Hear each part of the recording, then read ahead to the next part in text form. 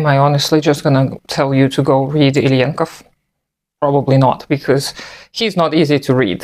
I have a hard time understanding him when I read him on my own. I do need a group of trusted comrades who are more well-versed in this than I am to understand.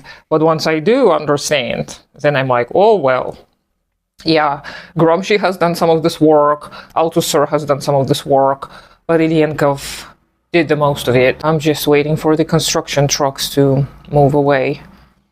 You're going to be hearing the background noises. The construction is ongoing, and I barely have any access to the internet, so I don't even know if I will be able to upload videos regularly. But oh well, you don't really need another person telling you to go read a book.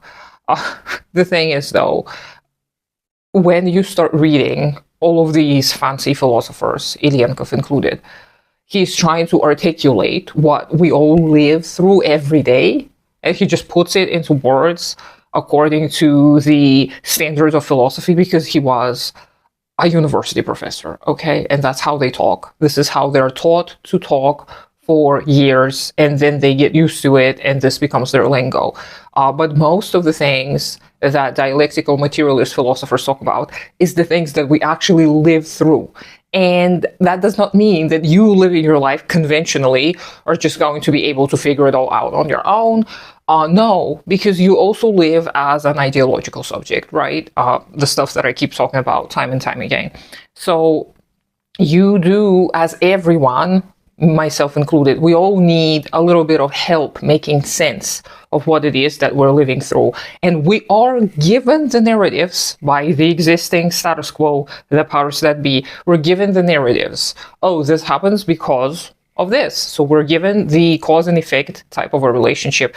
And when you start looking at the dialectical materialism in its perspective, then you see that the dominant narrative is being questioned, but not in any kind of oppositional way necessarily. It's not like Ilyenkov is saying, oh, the capitalists, they just lie. No, he says that, well, I mean, the capitalists, they don't even realize what they're doing themselves, to themselves. And same goes for Marx. Marx did not necessarily condemn the people. He condemned the way the system worked, and condemnation was not the goal, right? And condemnation, unfortunately, something that we're so used to doing because of Christianity, okay, and other Abrahamic religions.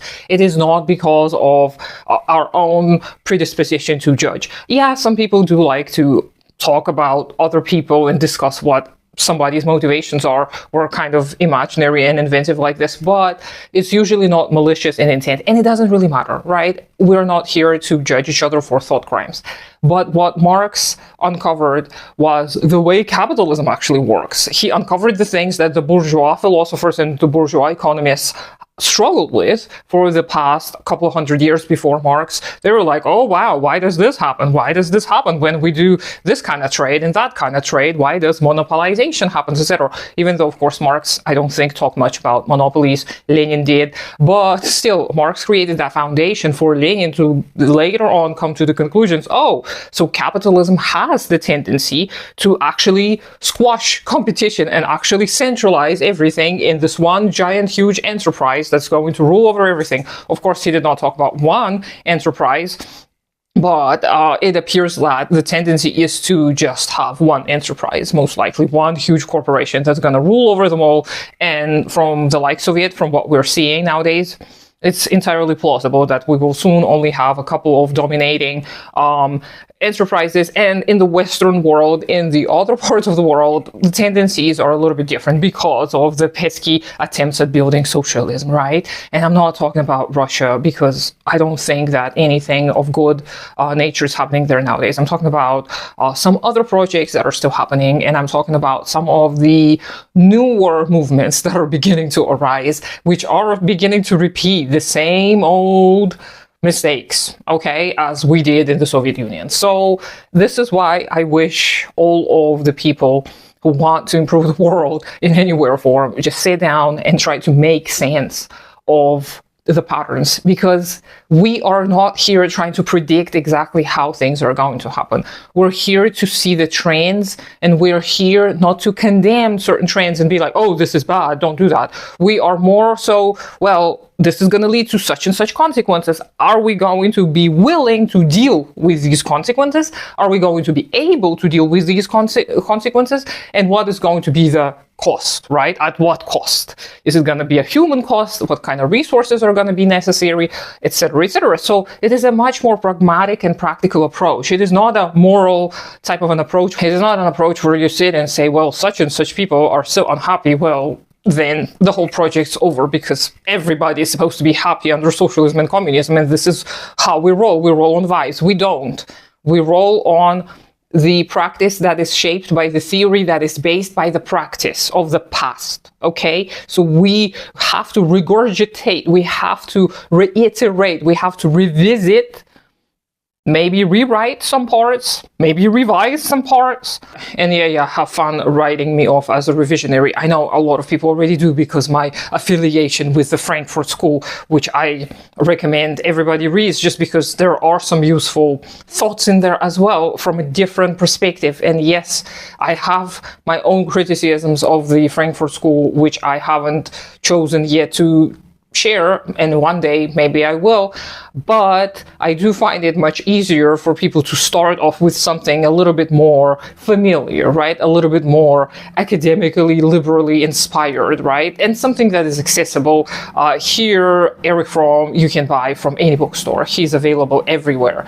And more construction noise incoming. Let me know if you can hear it. But I digress, as per usual.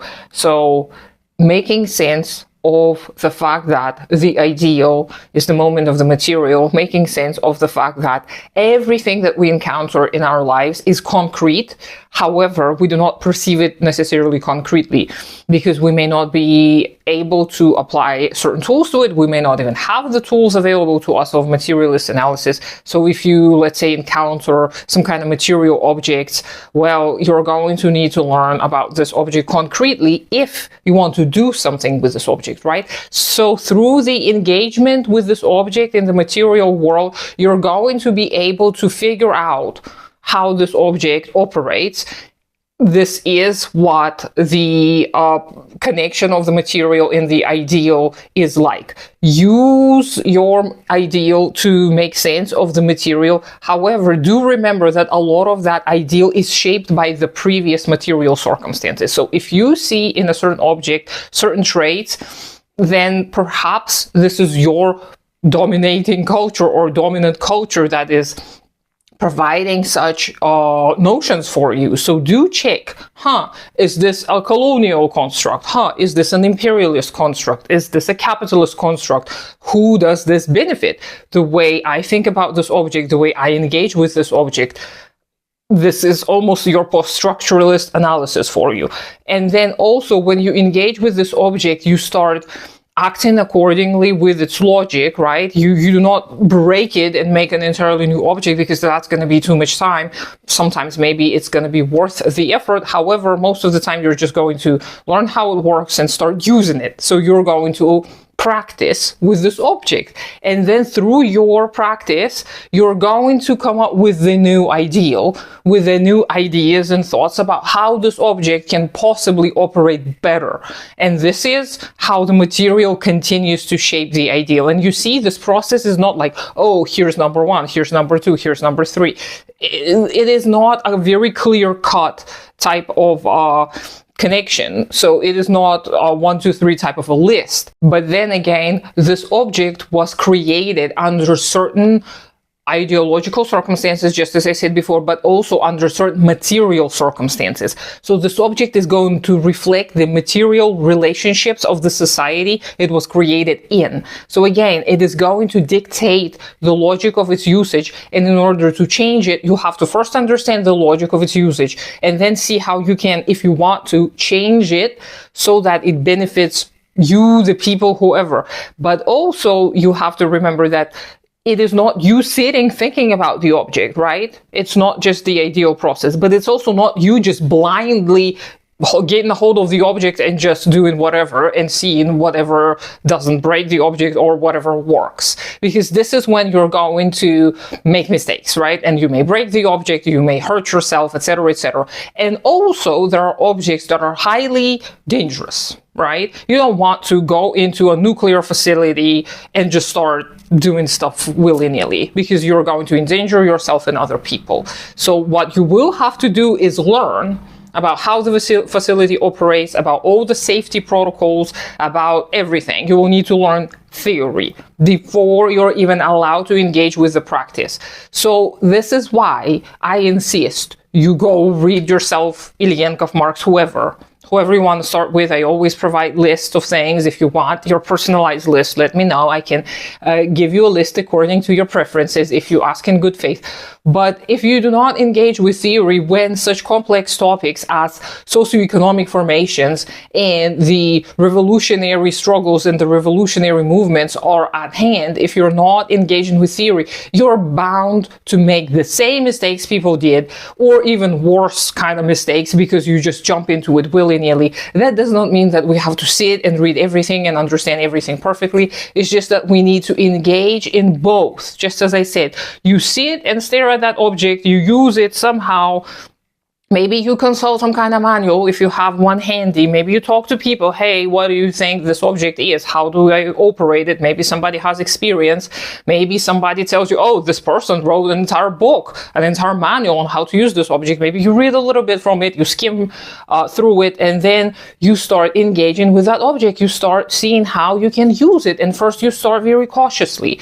You start slowly. And then you build up your confidence day in, day out, and you work together with other people to make sure that you can use this object safely and that you can actually improve it to benefit everyone, and not just go in willy-nilly into a nuclear facility and start, doing all the buttons, pressing all the buttons, pulling all the levers, whatever, and then there is an inevitable mistake that's going to happen, which is going to most likely lead to somebody being hurt, yourself included. So this is why it is so necessary to engage with theory and understand that the dialectical processes, they're not clear-cut, just as I keep on saying. It's not like you will sit down, read a book, an epiphany is going to happen to you. You will go on to become the next Lenin. You will tell everyone how our revolution is done. This is not how it happens. But it is also not you just running onto the street and doing whatever and just listening to people and just being like, oh yeah, okay, whatever people say, but oh well, people say conflicting things. Okay, let's engage in this fractionalism and just forever eat each other, right? So we've seen it time and time again. And I'm gonna go read a book, and I suggest you do the same. Hopefully my internet issues are going to be resolved and I'm going to be putting out more videos. Let me know if you have any video ideas, because I'm running low on ideas. Otherwise, I hope you have a great day today. Consider supporting me on Patreon. Do take care of yourself and your community first. You can subscribe to my other media accounts, even though I don't do anything there. And I'll talk to you sometime later.